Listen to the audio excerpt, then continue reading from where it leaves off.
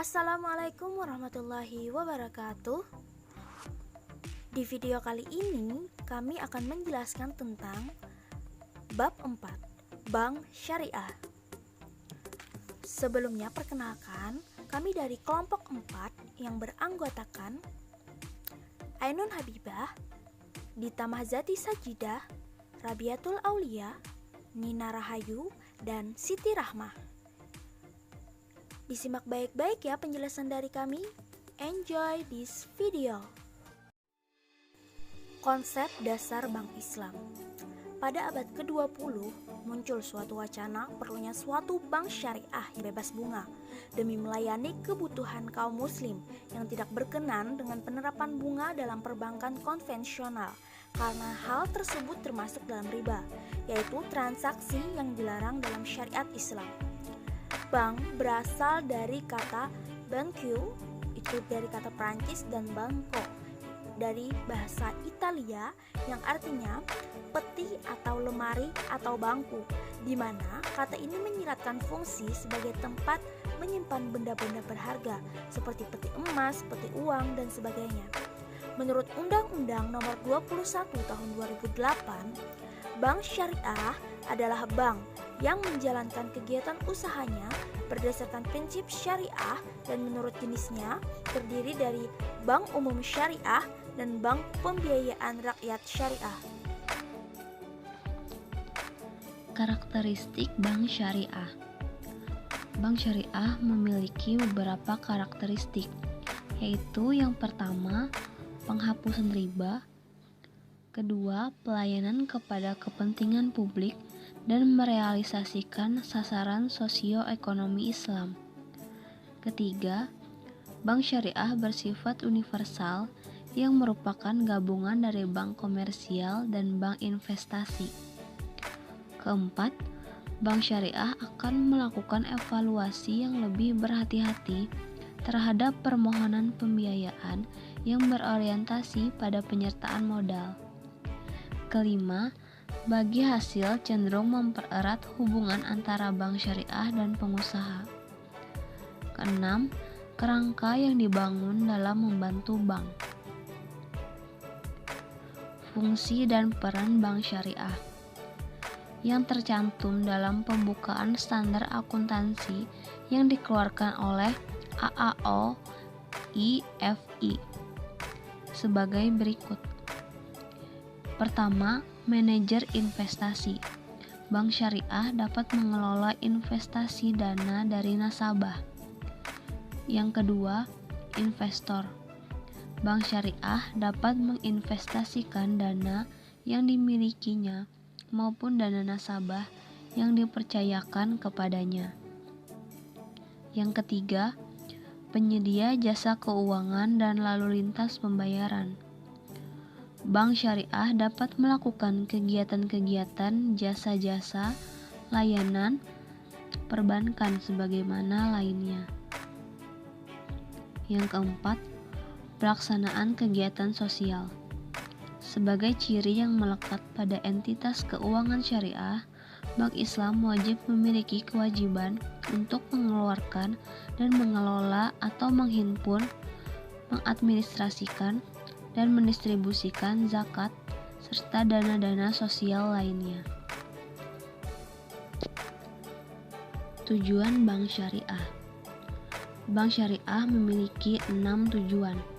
Yang pertama yaitu mengarahkan kegiatan ekonomi untuk bermuamalat secara islami. Kedua, untuk menciptakan suatu keadilan di bidang ekonomi dengan jalan meratakan pendapatan melalui kegiatan investasi. Ketiga, untuk meningkatkan kualitas hidup umat dengan jalan membuka peluang berusaha yang lebih besar. Keempat, untuk menanggulangi masalah kemiskinan yang pada umumnya merupakan program utama dari negara-negara yang sedang berkembang. Kelima, untuk menjaga stabilitas ekonomi dan moneter. Keenam, untuk menyelamatkan ketergantungan umat Islam terhadap bank konvensional yang masih menerapkan sistem bunga. Sejarah perkembangan bank syariah. Secara kolektif, gagasan berdirinya bank syariah di tingkat internasional muncul dalam konferensi negara-negara Islam sedunia di Kuala Lumpur, Malaysia pada tanggal 21 sampai 27 April 1969 yang diikuti oleh 19 negara peserta. Konferensi tersebut memutuskan beberapa hal, yaitu 1. Tiap keuntungan haruslah tunduk kepada hukum untung dan rugi. Jika tidak, ia termasuk riba dan riba itu sedikit atau banyak hukumannya haram. Kedua, diusulkan supaya dibentuk suatu bank syariah yang bersih dari sistem riba dalam waktu secepat mungkin. Ketiga, sementara menunggu berdirinya bank syariah, bank-bank yang menerapkan bunga diperbolehkan beroperasi, namun jika benar-benar dalam keadaan darurat. Pada bulan Desember 1970, pada sidang Menteri Luar Negeri negara-negara Organisasi Konferensi Islam atau OKI di Karachi, Pakistan, delegasi Mesir mengajukan sebuah proposal untuk mendirikan bank syariah. Kemudian pada bulan Mei 1974, pada sidang Menteri Keuangan OKI di Jeddah, disetujui rancangan pendirian Bank Pembangunan Islam atau Islamic Development Bank atau IDB dengan modal awal 2 miliar dinar atau ekuivalen 2 miliar SDR atau Special Drawing Right atau IMV. Pada tahun 1992, berdirilah Bank Muamalat Indonesia sebagai bank syariah pertama di Indonesia yang merupakan hasil kerja tim perbankan MUI. Akte pendirian PT Bank Muamalat Indonesia ditandatangani pada tanggal 1 November 1991. Pada saat penandatanganan akte pendirian ini, terkumpul komitmen pembelian saham sebanyak 48 miliar rupiah. Undang-undang yang mengatur tentang kehadiran bank syariah di Indonesia adalah Undang-Undang Nomor 7 Tahun 1992 tentang perbankan. Dalam undang-undang ini belum secara eksplisit mengatur mengenai bank syariah. Yang tertera adalah diperkenankannya kehadiran bank dengan prinsip bagi hasil. Selanjutnya, saya akan menjelaskan mengenai perbedaan bank syariah dan bank konvensional. Pada bank syariah, yang pertama, melakukan investasi yang halal saja, sedangkan pada bank konvensional, investasi yang dilakukan halal dan haram. Yang kedua, pada bank syariah, berdasarkan prinsip bagi hasil jual beli dan sewa, sedangkan pada bank konvensional memakai perangkat bunga. Pada bank syariah, profit dan palah oriented, sedangkan pada bank konvensional hanya profit yang oriented. Yang keempat, pada bank syariah, hubungan dengan nasabah dalam bentuk hubungan kemitraan, sedangkan pada bank konvensional, hubungan dengan nasabah dalam bentuk hubungan debitur kreditur. Yang kelima, pada bank syariah, penghimpunan dan penyaluran dana harus sesuai dengan fatwa DP, sedangkan pada bank konvensional tidak terdapat dewan sejenis.